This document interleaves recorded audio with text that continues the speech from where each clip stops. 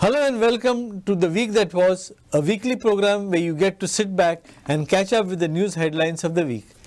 This week and every week, we pick up the headlines from the Herald, the voice of Goa, and to analyze the news behind the headlines, I have with me the group editor of Herald publication, Mr. Sujay Gupta. Welcome to the show. Thank you. This week, we look at the headlines from May 11 to May 17. And the first headline that we'd like to take up is the news that Goensa Airport slams government on the stance on its three linear projects. And basically this is in the background of the Supreme Court cancelling the National Board of Wildlife clearance which was given to the doubling of the track in the eco-sensitive zone. Yeah, I think we mentioned this in the last time as well, in the last episode, the Goensa Court and other organizations like Save Mole and others have obviously naturally reacted to this and have criticized the government for for the acts of omission and commission. So obviously there is a big people's I wouldn't say uprising, but a people's increasing sentiment against the fact that the government has been taking different kinds of calls which are seen to be anti-wildlife, anti-people, and so on and so forth. Yeah. And this whole decision of the Supreme Court to cancel the licenses of the National Board of Wildlife is in tune with what people have expressed and what people have put forth. So I think this is a natural reaction to that, and we reported that. And unless the government takes a very serious view of this and immediately acts on the mandate of the court, people's anger and people's hurt will be expressed in this kind of a manner. Now there are also, do you think there are also high expectations that what is applicable to wildlife should also be made applicable to the people, and therefore the track doubling between Margao and Vasco should also be stopped? Yes, that is exactly what we have reported extensively.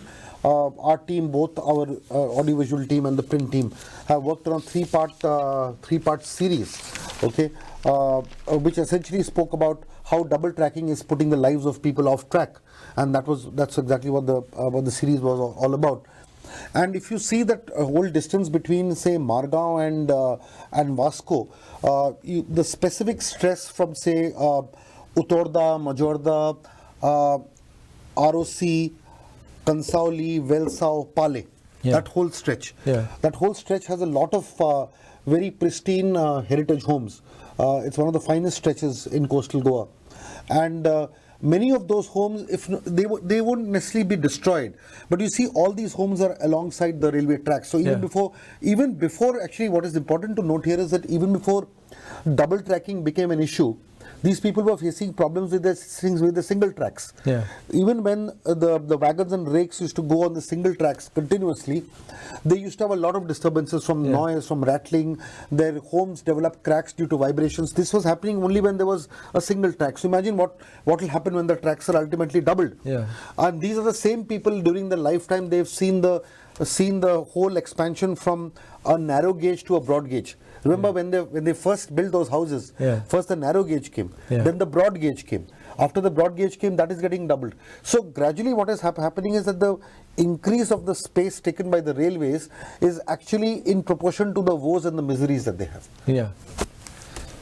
Okay. On the same newspaper, that is May 11, we have this headline on page 2, the signature campaign which was launched by Banolkars regarding the Western bypass. Western bypass. To have the Western bypass on stilts, yes. We are hopeful that the Prime Minister will see the sincere efforts of the entire villagers of Benauli who are working tirelessly to put the Western bypass on stilts. It is with that one positive approach by the government and by the Ministry of Road Transport, we can see that hope that the Western bypass will be successful and on stilts, protecting the environment and accomplishing sustainable development. Yes, I think the people's movement that is happening in Benauli is very noteworthy and very praiseworthy, both. That is also because cutting across political lines, as we saw in the debate that we did recently, cutting across political lines, people have got together. And jointly, you see people from the opposition, people from the ruling party, the ruling MLA, other parties, they've all set aside their party differences and ideologies and what have you. And have jointly taken up this exercise along with the people of Badauli. And now, hearteningly, the people of Sarauli has also supported joining them. And they are approaching the authorities and are fighting the NGT to see that the western bypass is built over still so that the fields are not destroyed. It's a very good people's movement. Okay, moving on to May 12th, there is a headline in the Herald talking about women are losing hope as they make desperate trips to the banks to see if the Griha Aadhar amounts are credited, and it is perceived that the finances of the state are under stress. But then you see also expenditure which is made, like the comparisons are always made that there's a lot of expenditure made on the swearing in ceremony that was done. Yes, that is true. People will undoubtedly make these comparisons. If whether you look at the swearing in ceremony or other kind of expenses that are being made, giving a lifetime status to Pratap Singh Rane and spending about 15-20 lakhs a month on that. So these are things that people will definitely look at. What is important here is to know that the beneficiaries of welfare schemes, and welfare schemes are always touted as important political handles when you have elections. So whether you have the DSS scheme, or whether you have the Griha Aadhar scheme, which basically gives a woman of the household about 1,500 rupees to spend, for basic expenses. Now, for these beneficiaries, these amounts are very, very important for their monthly expenses to be met.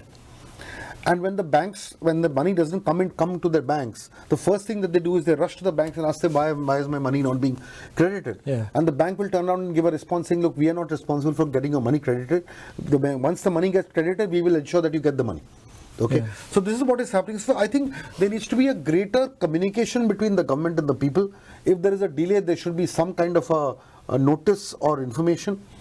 And thirdly, why should there be delays when these schemes have been announced? I think all these need to be looked at properly. Also, at the same time, there has to be a very serious exercise to see that fake beneficiaries are not in the picture at all. So that exercise of weeding out fake beneficiaries should also be done. Okay. Then on May 12th itself, there is a page one anchor which talks about the death after first anniversary celebration gives a murky turn to Arambol tourists' death. In the month of April, around a fortnight back, a matter had come to the notice of North Goa district that one lady who had come for a holiday with her husband had died in the hotel. In that case, a case of unnatural death was registered at that time. Since the death was within 7 years of marriage, as per legal procedure, the case was handed over to the SDM for inquiry. Shortly after it was taken over by the SDM, it has come to our notice now that the family of the girl is alleging some foul play in that death. Now that it has come to our notice, we are proceeding legally in that matter and we are taking cognizance of that allegation. The investigation is underway and we will be registering an FIR in the matter very soon. We'll be taking over the papers needed for investigation from the SDM and a fair investigation will be carried out. The several unfortunate murders and incidents that have happened especially in the northern coastal belt, and so we reported this again. Yet another story when a couple came to celebrate their first anniversary of their marriage and the woman felt a little sick and she was taken to the health center and died of heart attack. So we need to look at each of these cases. The idea is, beyond this specific case, look into all issues of unnatural killings or unnatural deaths rather of tourists that are happening all across, because that's been the bane of our policing, as it were, because there have been so many instances of not just tourists, especially foreigners, who've died under mysterious circumstances, and the cases go on and on and on. What is important is to fast track these cases and come to some kind of a closure, otherwise these things keep on hanging. Okay, on May 13th, there is a very interesting news item pertaining to the Kannadiga factor in Panchayat polls, which has stirred the political cauldron. It indeed has, and when the Karnataka decided to have their own panel for the panchayat elections, of course we don't know when the panchayat elections will be held now, but that's another matter. But the fact that they decided to float a panel evoked a lot of very interesting reactions as expected, because here we have panchayat elections. These are seats of local self-government, and to have a Karnataka panel says two things. One is how entrenched the Karnataka community is there, has been in the Goan society, of course, helped by no small measure by politicians who use them for their vote banks. And they all have their Aadhaar cards and their ration cards and every proof that is needed to establish their relationship as Goans. Many of, not all of them, speak Konkani very fluently. So they of course tick all the right boxes as far as they are concerned, and would also want to make a very serious plunge into this. This has of course irked a lot of some parties, some individuals and others. But the point here is that one cannot blame an outsider quote unquote community for wanting to take part in the political process of the land that they've called their own. It's another matter that the issue is that this has also happened because they have been helped along the way, and a lot of corners may have been cut to ensure that they get the legitimacy that they would in a fast-track manner. Yeah. And there are also big vote banks as is concerned. But to say that they should be barred from contesting, and why are they contesting, that you cannot in a democratic setup here, because one must understand that you have Goans holding responsible political positions in other countries as well, and they've gone and settled down there, and you have people from the smallest sections of society to the highest, and holding different kinds of positions, including the very highest in the land. So that has also happened. People of Goan origin have done. So you cannot blame them, because you can contest in any place that you want. So it is not. But sociologically and anthropologically, it's a very interesting study on how Goan society is absolutely changing.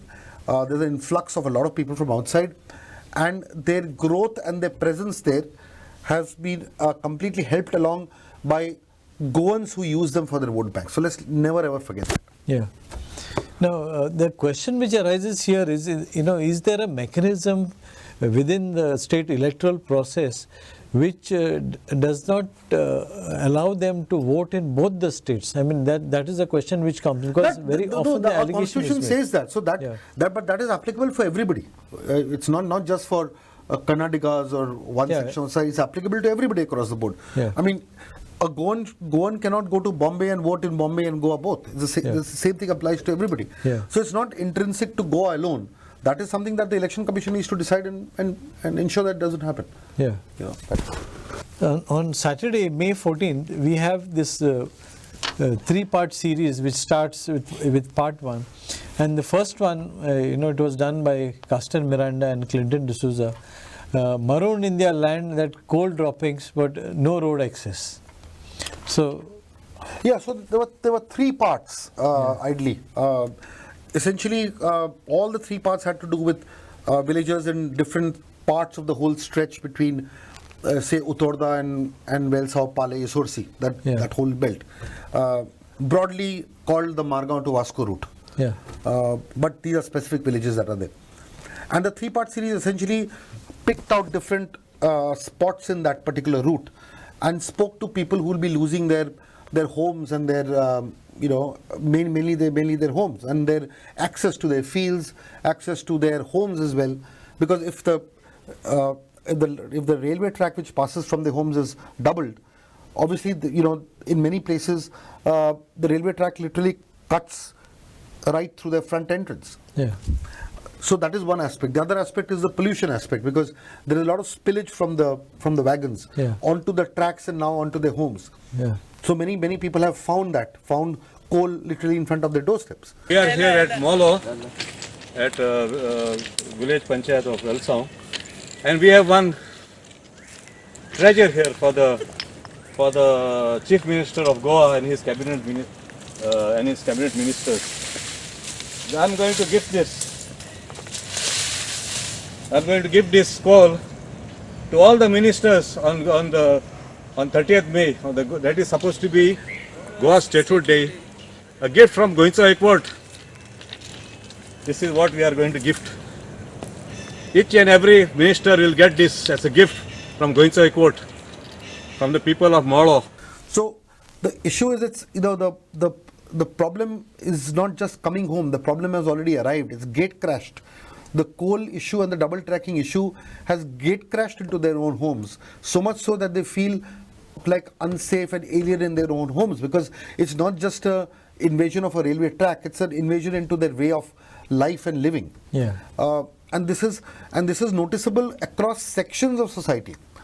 You could see this in these very ancient and grandiose homes of very old and ancient and genteel families. And the same problem was witnessed by more humble fisher folk in Melsau, in Pale. Yeah. So my issue is that both Uttorda, Majorda, Kansauli and Pale and Isorsi all have the same problem. And the problem has happened to people who live in huge mansions, and it also happens to small fishing community who live in hutments across, at the edge of the sea. So it's happened everywhere. But the same problem of the double tracking and coal entering people's lives in a very vicious and a harmful way was prevalent all throughout the series that we did, which we are very, very proud of, because we went and met a cross section of people, went into people's homes, heard their voices, and managed to bring those voices out across all our platforms. So as an editorial project, it was very satisfying.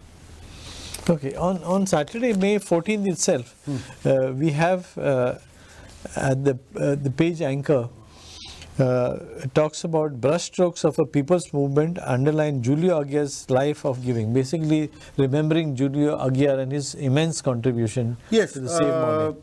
Julio Aguiar was a very strong foot soldier of the movement against the three linear projects.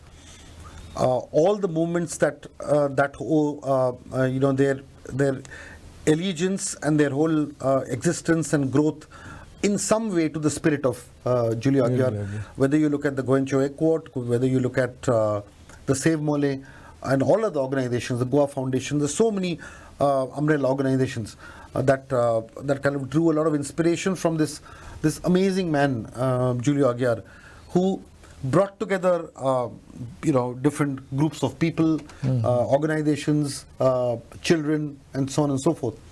In fact, one of his key thought process was that this is a movement for the future. We are not doing it for ourselves. We are doing it for our children and grandchildren and the unborn children of area. What kind of future will they have when these linear projects cut through? And when you have an environmental hit in our society, then the people who will pay the highest price will be the children of tomorrow. Yeah. And he had organized a painting exhibition where he wanted children to come and express themselves about all that they are seeing around them, basically the environment destruction. Yeah. And of course, that competition could not really see, it saw the light of day, but the prizes could not be given, and it could not culminate in the hands of Julio Aguiar. So on his first death anniversary, the people got together, people of Chichiri, Sankwal and others, and there was a lovely exhibition of sorts where the children came and exhibited the paintings, and everybody remembered Julio Aguiar in the best possible way that they could, and paid a remarkable tribute to this evergreen green soldier.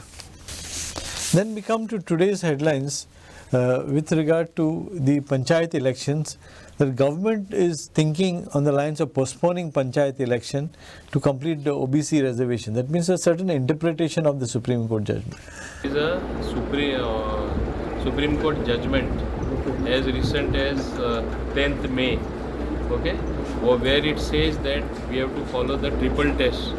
All seats as far as OBCs are concerned has to be necessarily the process of identifying and seeing which are the OBC seats have to be done by the OBC Commission, and once the undergo the triple test, thereafter then only the election commission or the government can declare the election. Now it is a situation where we have to take legal opinion and to be on the right side, because we don't believe in postponing the election. Yes, in a Madhya Pradesh case, the Supreme Court has ruled that reservations have to be done for wards, and they've said something called the triple test, where one needs to do a proper examination of the sociological and anthropological impact in different constituencies, different wards. They need to look at the total number of people who are there and divide them accordingly based on their population, and to see that all the reservations are done properly. Mainly the caste-based reservations. So the whole battle is around these reservations, and the government wants to carry out this reservation process before having the elections. Yeah. Now there are a couple of points to be kept in mind here. The Supreme Court has very categorically said that yes, this triple test of reservations should be in place before you carry out any reservations. Yeah. But under no circumstances has the Supreme Court said that the panchayat elections should be postponed in any form or manner if the reservations are not being done. They've simply said that if you're unable to do the reservations before the panchayat polls are scheduled, you need to carry on by declaring each of the wards as general wards, but reservations may be put on hold, but elections may not be put on hold. Yeah.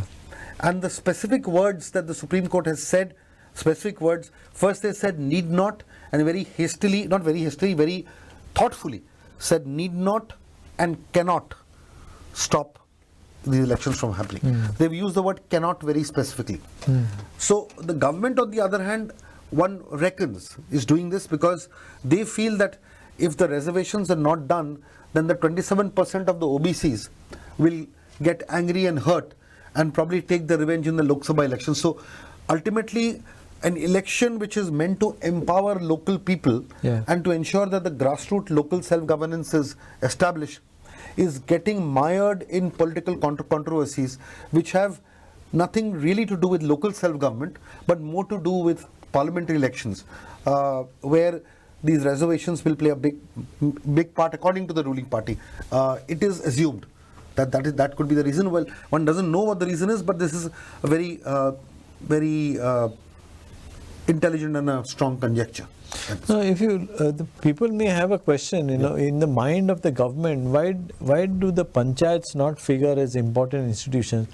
And if it was so, they could have started the work quite some time earlier. This exercise of doing reservations. See, this is a larger debate that we should definitely have. This opens up the whole Pandora's box of questions. See, what has happened is that the panchayats, according to the 73rd Amendment, have a certain role. Yeah. Now what has happened is, now the panchayats are left with the power to pass NOCs and resolutions and all that, and has become a license issuing body more than anything else. And even that is not done with absolute honesty. Yeah. Okay. But the real power of the panchayats has been usurped and literally taken over by MLAs and MPs.